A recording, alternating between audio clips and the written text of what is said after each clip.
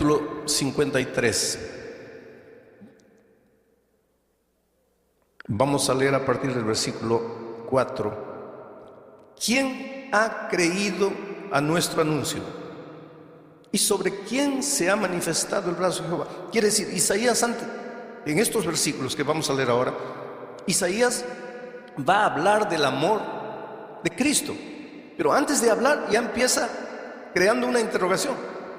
Dice, nadie me va a creer lo que voy a escribir aquí. Nadie, yo sé que nadie me va a creer. Mira, ya empieza escribiendo, sabiendo que nadie le va a creer, que nadie va a entender lo que le va a escribir. Y a partir del versículo 4 dice, ciertamente llevó él, y está hablando de Jesús, nuestras enfermedades, sufrió nuestros dolores, y nosotros le tuvimos por azotado, por herido de Dios y abatido. Pero él, herido fue por nuestras rebeliones, molido por nuestros pecados. El castigo de nuestra paz fue sobre él, y por su llaga fuimos nosotros curados. Todos nosotros nos descarriamos como ovejas, cada cual se apartó por su camino, pero Jehová cargó en él, en Jesús, el pecado de todos nosotros. Angustiado él y afligido, no abrió su boca. Como cordero fue llevado al matadero, y como oveja delante de sus trasquiladores enmudeció y no abrió su boca. Yo estaba estudiando un día este texto con un judío, y cuando le di mi interpretación del texto, diciendo que aquí este texto estaba hablando de Jesús, del Mesías, porque ellos esperan un Mesías. El pueblo judío espera al Mesías todavía, porque para ellos el Mesías vendrá victorioso, glorioso, libertador. Ellos no pueden entender que el Mesías haya venido humilde, siervo, para morir, porque ellos esperan un Mesías político. Ellos no aceptan un Mesías espiritual. Y cuando yo le di la interpretación de este texto, él me dijo, pastor, esa interpretación que usted hace de este texto es una interpretación inmoral. Y yo le pregunté, ¿pero por qué inmoral? La palabra inmoral es muy fuerte. Me dice, porque que un malo muera por lo que hizo, eso es justo, eso es moral. Pero que un bueno que no hizo nada muera por un malo, eso es inmoral. Y puede ser, querido, desde el punto de vista humano, la muerte de Cristo en la cruz del Calvario no fue justa, fue inmoral. Pero Dios te amaba tanto que el Señor Jesucristo padeció la más o la peor de las injusticias que alguien pudiese haber sufrido. El día que tú entiendas lo que Jesús hizo por ti en la cruz del Calvario, no te va a quedar otro camino sino apasionarte por Cristo. Porque a veces tú no amas a Jesús porque no has entendido su amor. Te voy a contar una historia. Cuando era muchacho y estudiaba en el colegio, yo estudié en un colegio con internado, el internado de chicas y el internado de varones. Y un compañero mío, estábamos ya en el segundo, tercer año de teología, un compañero mío muy tímido. Esta es una historia linda del amor de la chica más linda del colegio, con el muchacho más feo del colegio. ¿Ya viste una chica linda? Multiplica por 10, esa chica era así, linda. ¿Ya viste un muchacho feo? Multiplica por 10, ese muchacho era así de feo. Pero era, además de feo, tímido, miedoso. No hablaba con nadie, pero muy bueno, honesto, trabajador, luchador, un grande colportor. En los veranos iba, trabajaba en las minas, vendía libros, ganaba dinero, volvía para estudiar. Era el alumno que en el inicio del año tenía todo el año pago, porque luchaba, trabajaba duro. Nadie se fijaba en él. Todos teníamos enamoradas, novias, menos él. Un día él llegó con la noticia: Alejandro, estoy apasionado.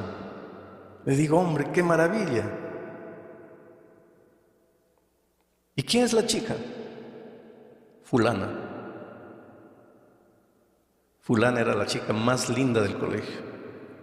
Los más lindos, guapos, conquistadores, habladores habían fracasado en conquistarla. Porque ella decía, yo vine aquí para estudiar, no para noviar. Y no le hacía caso a nadie. Y ahora mi amigo dice, fulana.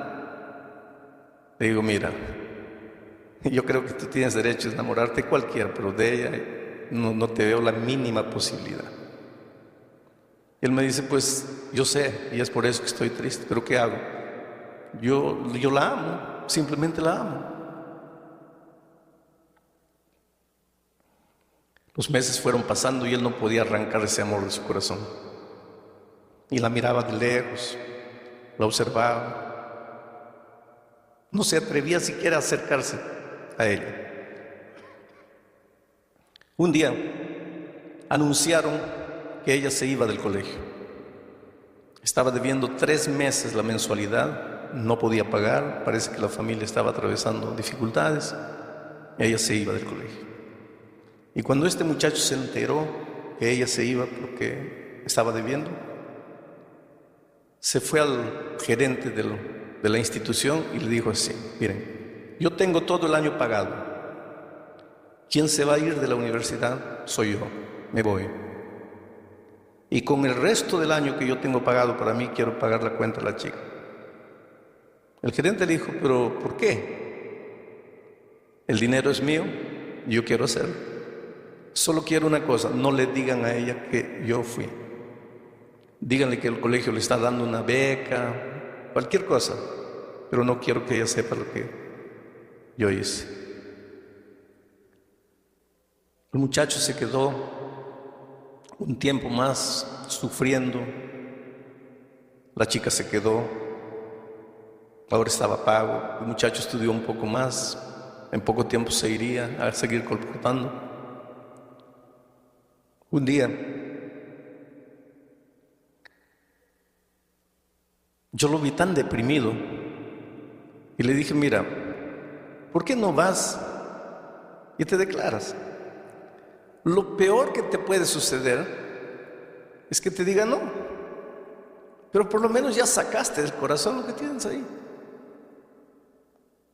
Y él me hizo caso y fue y se declaró. Y ella lo trató tan mal, tan mal. Le dijo algo así como, tú no tienes ojos, tú no te miras a ti mismo, tú no sabes quién eres. Dice, ¿cómo te atreves?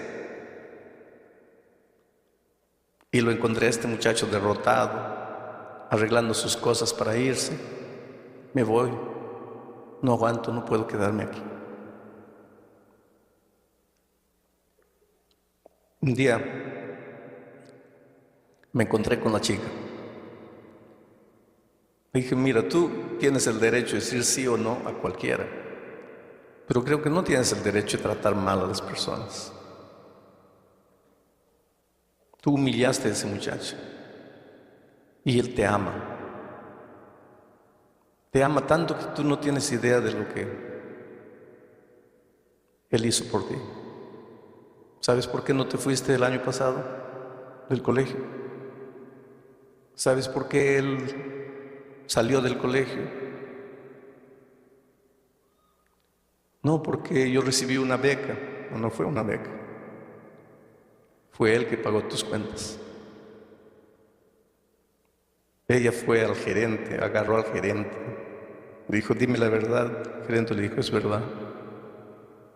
Ella se sintió humillada, desapareció por unos días. Yo me arrepentí de haber dicho lo que dije.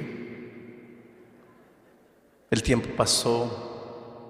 1 mes, 2 meses, yo trataba de evitar esa conversación con mi amigo, con todos. Un día él me busca y me dice, tengo una noticia que no vas a creer. ¿Qué noticia? Estoy enamorando. Bueno, gracias a Dios, ya te libraste del otro sentimiento. No, estoy enamorando con ella. Le digo, no puede ser. Sí. Un día me encontré con ella. Le pregunté, ¿es verdad que estás enamorando con él? Sí. pero tú no lo amas. Ella me dice, no, yo no lo amaba. Y cuando yo supe la verdad, yo lloré, me sentí humillada, me sentí mal. Pero después el tiempo fue pasando y comencé a pensar, ¿quién en esta vida sería capaz de hacer por mí lo que él hizo? Sin siquiera querer que yo sepa. ¿Quién podrá amarme en este mundo más que ese muchacho?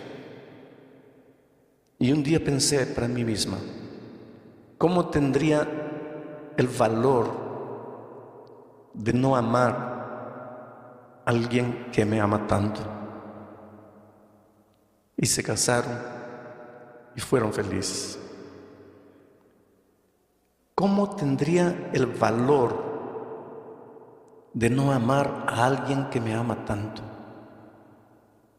Yo creo que cuando tú entiendas el amor de Cristo, tú dirás como aquella muchacha, ¿cómo tendría el valor de no amarte, Señor Jesús, si tú me amaste tanto? El problema es que a veces tú no entendiste lo que es el amor de Dios, y te lo voy a probar de alguna manera esta noche. Quiero hacerles una pregunta. ¿Cuántos creen que Dios nos perdona los pecados? Levante la mano. Gloria a Dios. ¿Qué sería de nosotros si no tuviésemos esa esperanza, no? La maravillosa esperanza del perdón. Solo que cuando ustedes levantaron la mano, ustedes estaban pensando en un tipo de perdón que para Dios no existe. Ustedes estaban pensando en el tipo del perdón humano. Y tú vas a preguntar, pero pastor, ¿cuál es la diferencia? Te voy a explicar la diferencia. Yo tengo un muchacho, un hijo, y aquí hay un vaso de cristal, finísimo, una raridad. Y le digo, hijito, no toques. Abro paréntesis. Padres queridos, enseñen a sus niñitos, desde que están gateando, a no tocar lo que no tienen que tocar. Si ustedes quieren enseñarle eso cuando son adolescentes, ya es demasiado tarde. No es porque pequeñito, déjalo tocar, déjalo, pobrecito, no sabe lo que hace. No, nunca vas a ver lo que hace si tú no colocas límites desde cuando ellos todavía no aprendieron a raciocinar. Límites, la vida está hecha de límites. No te dejes llevar por la corriente frívola, vacía, hueca de este siglo que no conoce límites. Cierro paréntesis. Le digo a mi hijo, no toques esto. Hago un trato con él. Mira, hijito, si yo te veo tocando esto, mira, vas a recibir una palmada en la mano. ¿Está cierto? Está bien. ¿Entendiste? Entendí. ¿Qué te dije? Que si yo toco, recibo una palmada. Entonces, ¿estamos claros? Estamos. Me voy. 3 días después vuelvo y lo encuentro a mi hijo no solo tocando, sino destruyendo el vaso de cristal. Y cuando él me ve, ya sabe que nosotros teníamos un trato. Cuando él me ve, inmediatamente sus ojitos se abren asustados y salen de su boca 3 palabras, 2 palabras: padre o papá, perdóname. Cuando él dice papá, perdóname, ¿qué es lo que está queriendo decir? En otras palabras, ¿qué está diciendo? Papá, no me pegues. Ahí yo lo miro, siento compasión y digo, está bien, hijito, te perdono. Cuando yo le digo, está bien, hijito, te perdono, ¿qué es lo que estoy queriendo decir? Está bien, hijito, no te voy a hacer nada. Mi hijo se va saltando feliz y yo también me voy contento. ¿Perdoné a mi hijo? ¿Sí o no? Claro, perdoné. Porque para nosotros el perdón es ausencia de castigo, liberación del castigo. Él erró, merecía el castigo. Dijo, papá, perdóname. Mi corazón se enterneció, lo perdoné, está libre el castigo. ¿Perdoné o no perdoné? Perdoné. Ese es el perdón humano. Pero con Dios ese perdón no existe. ¿Sabes por qué? Porque Dios es Dios y su palabra es eterna. Su palabra no cambia. No es como la mía que digo, vas a recibir y después no, ya no vas a recibir. No, no es así. Yo soy hombre, mi palabra cambia, pero la palabra de Dios no cambia nunca. Y la Biblia dice, la paga del pecado es la muerte. Por lo tanto, quien pecó tiene que morir. No hay otro camino. Y la Biblia dice más, todos nosotros pecamos y por lo tanto estamos destituidos de la gloria de Dios. La Biblia dice más, no hay justo ni siquiera uno. Todos merecemos morir. Todos nosotros estamos condenados a muerte. Todos nosotros ya nacemos condenados a muerte. Pero no queremos morir. Nadie quiere morir. Entonces levantamos los ojos al cielo y decimos, Padre, perdóname. Cuando le decimos, Padre, perdóname, ¿qué es lo que le estamos queriendo decir en otras palabras? Padre, yo pequé y merezco morir, pero no quiero morir. Si Dios fuese hombre, ¿sabes lo que diría? Ah, ¿no quieres, hijito? Entonces está bien, hijito, puedes irte, ya estás perdonado. Si Dios fuese hombre, haría eso. Pero Dios no es hombre. Dios es Dios. Y su palabra es eterna. Y si dice que el salario del pecado, la paga del pecado es la muerte, entonces la paga del pecado es la muerte. Y por otro lado, el enemigo de Dios está bien atento a lo que va a hacer Dios. Porque si Dios le dice al hombre, pecaste, pero estás libre, viene el enemigo y dice, espera un poco, ¿qué dice tu palabra? El salario del pecado es la muerte. Él pecó, ¿por qué lo estás dejando ir? Por otro lado, si Dios hace que el hombre muera como consecuencia de su desobediencia, viene el diablo y dice, qué abusivo eres, pobrecito, solo porque es una cosita. Parece que el diablo lo agarra a Dios entre la espada y la pared. Si Dios hace una cosa, está mal. Si Dios hace la otra cosa, está mal. ¿Qué hace Dios? Ahí entra el amor maravilloso de Cristo. Porque Dios quiere perdonar al ser humano. Dios quiere que el hombre no sufra la consecuencia de su desobediencia cuando él se arrepiente, cuando él reconoce que está en pecado. Pero tiene que cumplir al mismo tiempo su palabra que dice que el salario del pecado es la muerte. Ahí se levanta la persona maravillosa del Señor Jesucristo. Porque Jesús le dice a su Padre, Padre, mira, antes de que el hombre sufra las consecuencias de su desobediencia, porque todos pecaron y están destituidos de la gloria de Dios.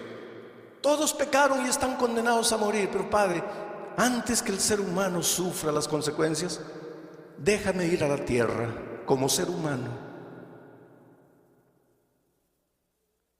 Y el Padre permite que su Hijo se haga hombre. Y el Señor Jesucristo viene a esta tierra como un ser humano. No se vistió de ser humano, no se disfrazó de ser humano, se transformó en ser humano, humano como tú, pero nunca dejó de ser Dios. Fue plenamente Dios y fue plenamente hombre. No vamos a entender el misterio de la encarnación, pero vino y en esta tierra fue tentado en todo. No hay una tentación que tú sientas en la vida que Jesús no haya probado. La peor de las tentaciones. Tú puedes decir, no, pero en los tiempos de Él no había este tipo de... Querido, todas las tentaciones, de todos los tipos, de todos los tiempos, de todas las características, Jesús sufrió en carne propia. En el desierto, las 3 tentaciones que Él sufrió abarcaban la vida toda en su plenitud. Fue tentado al máximo. Y te digo más, Él sufrió una tentación que tú y yo no podemos sufrir nunca. ¿Sabes cuál es? Jesús era Dios, pero cuando vino a esta tierra hizo un trato con su Padre, que en esta tierra no usaría sus poderes divinos sin el consentimiento de su Padre. Y el diablo trataba de que Él usase sus poderes divinos para Él, sin el consentimiento del Padre, porque sabía que si Él hacía eso, pecaba. Esa tentación tú no tienes, porque tú y yo no tenemos poderes divinos, pero Él tuvo. Y la Biblia dice, fue tentado en todo, pero sin pecado. ¿Quién me redarguye de pecado?, pregunta Él. El enemigo, que es especialista en hacer pecar y después echarte los pecados en la cara. Yo lo desafío que apunte un mínimo, una partícula de pecado en la vida de Cristo. No hay. Por lo tanto, querido, Jesús como ser humano vino y obedeció, y por lo tanto, si obedeció, merecía la vida. El ser humano desobedeció, y porque desobedeció, merecía la muerte. Ahora Jesús, que obedeció y mereció la vida, él ya tenía la vida por ser Dios, pero como ser humano la conquistó una vez más por su obediencia fiel a la voluntad de Dios. Ahora Jesús se presenta delante de su Padre y le dice: Padre, en el principio eterno de la palabra dice que el hombre que peca tiene que morir, pero el hombre que no peca merece vivir. Yo fui a la tierra como ser humano. Fui tentado en todo, sin pecado. Yo merezco la vida como ser humano, aunque tengo la vida por ser Dios. Y el hombre merece la muerte. Entonces, Padre, en la palabra, en el principio eterno de tu palabra, no hay nada que diga que no puede haber un intercambio. Entonces la vida que yo conquisté porque obedecí, se la quiero entregar al ser humano. Y la muerte que el hombre merece porque desobedeció, la voy a tomar yo para mí. Y fue eso lo que sucedió en la cruz del Calvario. Un intercambio de amor. Pero qué fácil es decir: Jesús murió en la cruz del Calvario por mí. No, querido, yo quiero que entiendas una cosa. Jesús no era un loco suicida que tenía ganas de morir, no. Jesús era un ser humano, tan humano como tú y como yo. Él tenía instinto de conservación, él no quería morir. Él era un ser humano completo, así como nosotros. Él tanto no quería morir que en la noche del Getsemaní lloró y sudó sangre. Y la ciencia prueba que en momentos de extremo sufrimiento el hombre es capaz de sudar sangre. Y si nunca te ha sucedido, perdóname, pero por más que hayas sufrido, no has llegado al momento del extremo sufrimiento. Él tenía tanto miedo de morir que aquella noche le dijo a su padre: Padre, pasa de mí este cáliz. ¿Sabes lo que le estaba diciendo? Oh Padre, yo sé que mañana tengo que morir. Yo acepté eso. Tengo que morir, porque si yo no muero, va a morir la raza humana. Y yo amo al ser humano y no quiero que mueran. Y aunque yo tengo miedo de morir, yo acepto la muerte. Pero si tú pudieses hacer otra cosa para salvar al hombre sin que yo muera, oh Padre, yo me sentiría feliz, pero que sea hecha tu voluntad y no la mía. Y yo imagino que ángeles vinieron del cielo y le dijeron: Señor, si quieres, el Padre nos mandó, vamos de vuelta. Y yo te digo una cosa: hubo un momento, y tal vez tú nunca pensaste en eso, hubo un momento en que en las manos de Jesús estaba tu vida o tu muerte. Mi vida o mi muerte eterna en un momento estaba en las manos de Jesús aquella noche. Y yo no sé por qué me amó tanto, pero me amó y me ama. Y aunque tenía miedo de morir, aceptó morir. Para que entiendas mejor este asunto del intercambio, quiero que pienses en lo que pasó con la muerte de Cristo. Había un delincuente famoso llamado Barrabás, el peor de los delincuentes de aquel tiempo. La policía lo buscaba, la sociedad tenía miedo de él, y unos días antes de la muerte de Cristo lo aprendieron, lo juzgaron y lo condenaron a la muerte de cruz. La muerte de cruz era la peor de las muertes. ¿Saben por qué? porque era una muerte sanguinaria, era una muerte fría, calculada, premeditada. La muerte de cruz era preparada para hacer sufrir, porque clavaban al hombre en una cruz, lo clavaban en las manos y en los pies. Esa no era una muerte para matar instantáneamente, porque si le clavasen en el corazón o en la mente, todavía, pero no, lo clavaban en las manos y en los pies. ¿Quién muere porque le clavan las manos y los pies? Nadie. Y después levantaban la cruz y el hombre se quedaba colgado ahí, sangrando. La ley decía que nada podía dársele de comer, nada podía alcanzársele a no ser un poco de vinagre en una estopa y pasarle por los labios. Ahí estaba el hombre, colgado en la cruz.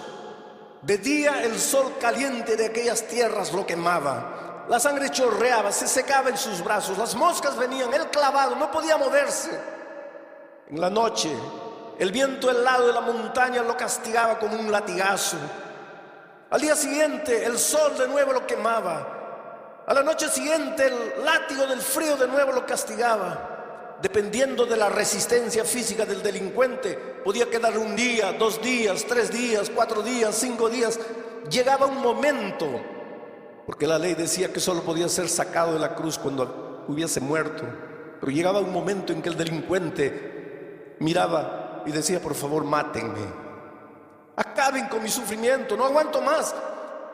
Y ese era el momento de la venganza de la sociedad. Nos hiciste tanto mal, nos hiciste sufrir, ahora muere. Siente el gusto de lo que hiciste con tanta gente inocente. Los peores asesinos, los peores delincuentes merecían eso. Y Barrabás fue condenado a ese tipo de muerte. Mandaron llamar al carpintero, porque había que preparar una cruz con las medidas del delincuente. Porque si el delincuente midiese 2 metros, ¿cómo lo iban a clavar en una cruz de 1,50?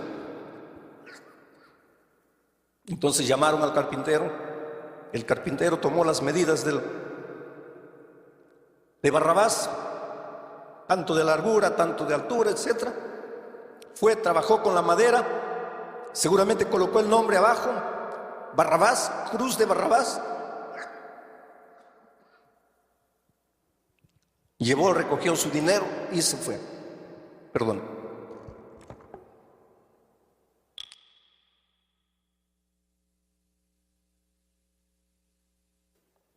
Ahí estaba la cruz de Barrabás, con el nombre de Barrabás, con las medidas de Barrabás.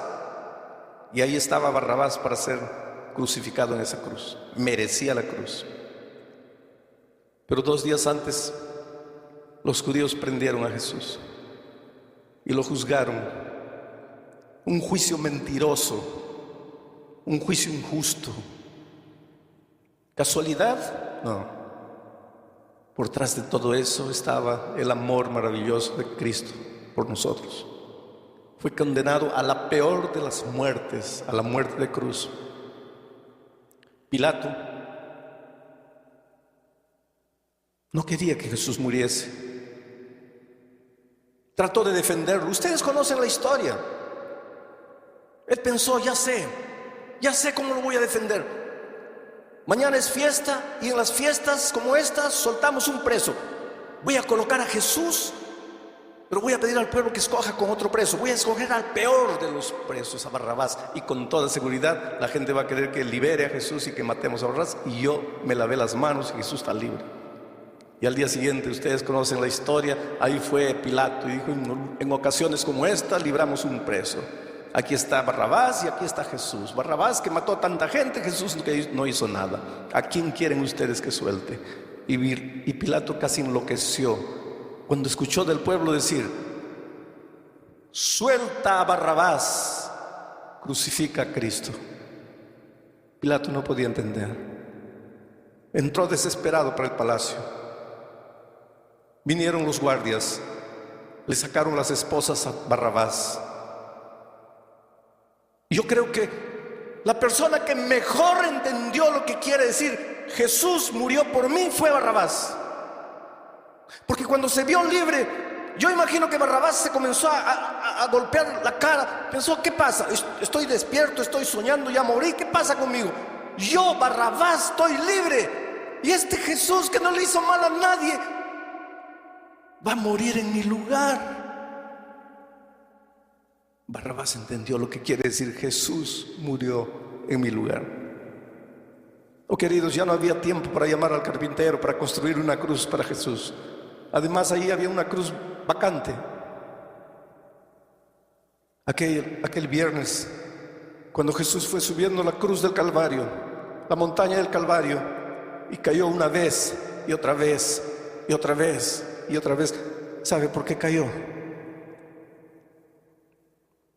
Porque Él no estaba cargando su cruz.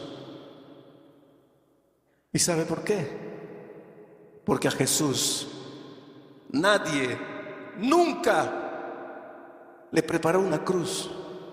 ¿Y sabe por qué? Porque Jesús jamás mereció una cruz. Aquella tarde, Jesús estaba cargando la cruz de otro. La cruz de otro, con el nombre de otro, con las medidas de otro. Era otro el que tenía que morir ahí, no era Él.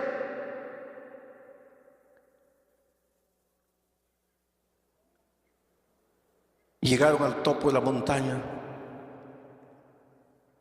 colocaron la cruz en el suelo, extendieron el cuerpo de Cristo, lo clavaron, lo levantaron. Con el peso de su cuerpo, sus carnes se rasgaron. En ese momento el velo del templo se rasgó. La oscuridad envolvió a la ciudad de Jerusalén. Era de tarde y los pájaros ya se iban a los nidos. Las bestias corrían en los campos desesperadas de un lado para otro, presintiendo en su irracionalidad que algo extraordinario estaba sucediendo. Solo el ser humano, la más inteligente de las criaturas, no se daba cuenta de lo que estaba haciendo. Jesús murió. ¿Quiénes lo mataron? Los judíos. Así pensamos, ¿no es cierto? Cuando yo era chico, mi madre tenía un libro llamado Primeros Pasos. Ya no existe ese libro. Había ahí el cuadro de la crucifixión de Cristo. Y yo le preguntaba a mi mamá, ¿quién es este que está en esta cruz aquí? Ella me decía, ese es el buen ladrón. Y este otro, ese es el mal ladrón, hijo. ¿Y quién es este que está en el centro? Es el Señor Jesucristo, que murió por nuestros pecados. ¿Y estos que están abajo, quiénes son? Y mi madre se llenaba de ira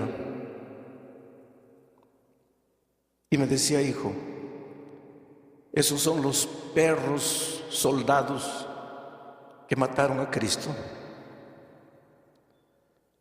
Y toda mi vida crecí pensando que fueron los soldados que mataron a Cristo. Hasta que un día, echado en mi cama, mirando al techo, pensando en mis errores, en mis faltas, en mis desatinos, pidiendo perdón a Dios, me di cuenta que no fueron los soldados que mataron a Cristo. Fui yo. Era la única manera de salvarme. No había otra. Porque cada vez que me arrodillo para decirle, Dios mío, perdóname, ¿sabe lo que le estoy diciendo? Dios mío, no quiero morir. Y si Dios fuese hombre, me diría, está bien, estás libre. Pero Dios no es hombre, es Dios, su palabra es eterna. Y me dice, hijo, pero está escrito, la paga del pecado es la muerte y tú pecaste. Señor, pero no quiero morir. Entonces solo hay un camino. ¿Cuántas veces conté la historia del pastor H.M.S. Richard, que fue el fundador del programa de La Voz de la Profecía aquí en los Estados Unidos? Él cuenta que cuando era joven, cuando él era adolescente, le gustaba robar las manzanas del vecino, la chacra. Y un día la vecina se quejó y la mamá tomó una vara verde y le mostró la vara al hijo y le dijo: mira, hijo, ¿estás viendo esta vara? Si la vecina vuelve a quejarse, ¿estás viendo la vara? Te voy a dar 5 veces con esta vara en las espaldas. ¿Me está escuchando? Sí, mamita. ¿Qué te dije? Que si vuelvo a robar las manzanas me das 5 veces. Entonces está claro, está claro. Pasó un día, 2 días, una semana, 2 semanas. Las manzanas estaban más lindas que nunca, más rojas, bonitas. La tentación es así. Y él no resistió y saltó, agarró 5 manzanas, y cuando ya estaba cayendo de vuelta al patio, ahí estaba la mamá con la vara en la mano. Las manzanas rodaron y él se quedó asustado mirando a la madre y le dijo: mamita, perdóname. ¿Qué estaba queriendo decir? No me des. La mamá le dijo: no, hijo, nosotros teníamos un trato. Si tú entrabas una vez más, yo te daba 5 veces. Entraste, tengo que darte. Pero mamita, por favor, perdóname. No hay perdón. Mamita, yo soy tu hijo, tú no me amas. Se arrodilló pidiendo perdón a la mamá. ¿Y qué madre puede quedarse insensible cuando ve a su hijo arrodillado, llorando, pidiendo perdón? Y la madre le preguntó: hijo, ¿no quieres recibir los 5 varazos en las espaldas? No, mamita. Entonces levántate. Y él se levantó. Y la mamá le extendió la vara y le dijo: hijo, toma la vara. Y él agarró la vara y le dijo: mira, teníamos un trato. Si tú infringías más, yo te daría 5 veces con esa vara. Y tú infringiste. Mereces el castigo, pero no quieres recibir el castigo. Y yo te amo tanto que vamos a hacer una cosa. En lugar de que yo te castigue a ti porque infringiste, tú me vas a dar 5 veces con esa vara en mis espaldas. El castigo se va a cumplir porque hubo infracción, pero yo te amo tanto que yo voy a pagar el castigo en tu lugar. Y el pastor Richard cuenta la historia y dice: yo no tuve el valor de castigar a mi madre por mi pecado, pero nosotros, querido, sí tuvimos el valor de crucificar a Jesús en la cruz por nuestro pecado. Porque cada vez que tú te arrodillas para decirle: Dios mío, perdóname, ¿sabe lo que le estás diciendo? Yo pequé, Señor, y merezco morir, pero no quiero morir. Yo sé que merezco la muerte, pero no quiero. Y entonces Jesús te dice: hijo, solo hay una manera de que no mueras. ¿Cuál es, Señor? En lugar de que tú mueras, yo voy a morir. Tú me vas a quitar la vida. Y lo hicimos. Por eso, queridos, cuando yo miro a la cruz del Calvario, me pregunto, como aquella muchacha del colegio, ¿cómo tendría el valor de no amar a alguien que me ama tanto? Pocas veces me emociono cuando predico, o quiero decir, pocas veces me descontrolo en mis emociones cuando predico. Pero nunca conseguí predicar el tema de lo que sucedió en la cruz del Calvario sin que mis emociones escapasen a mi control. Porque nunca tendré palabras para agradecer a Dios por lo que hizo por mí. ¿Qué hubiera sido de nosotros si el Señor Jesús no hubiese estado dispuesto a morir en la cruz? Por eso esta noche te voy a hacer una invitación. Esta invitación no es para los miembros bautizados de la iglesia. Las personas que se han levantado anoche y han venido aquí tampoco necesitan levantarse esta noche, porque anoche ya tomaron su decisión. Esta invitación es para ti, querido, que estás empezando a estudiar la Biblia, estás empezando a conocer a Jesús, que tal vez esta noche entendiste el amor maravilloso de Jesús por ti Y quieres decirle: Señor, yo no sabía que tú me amabas tanto. Yo no sabía lo que significaba Jesús murió por mí. Pero yo te entrego mi corazón. Yo te doy mi vida. Yo quiero que tú me guíes en esta tierra.